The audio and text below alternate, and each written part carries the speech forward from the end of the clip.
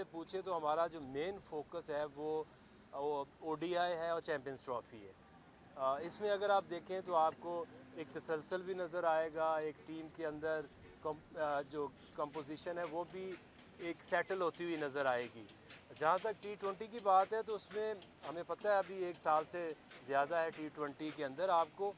काफ़ी चेंजेस नज़र आएंगी। जो पास में हम बातें करते थे कि जी नए प्लेयर्स को चांस मिलना चाहिए, हमारी कोशिश ये है कि जो भी प्लेयर टूर के ऊपर जाता है तो कम से कम ऐसी सिचुएशन में जहाँ पे आप सीरीज़ बिल्कुल हार गए हैं या सीरीज़ जीत गए हैं तो नए प्लेयर्स को मौका दिया जाए। इसी तरह ज़िम्बाब्वे में अगर आप देखें तो हमने जो दोनों टीमें सेलेक्ट की हैं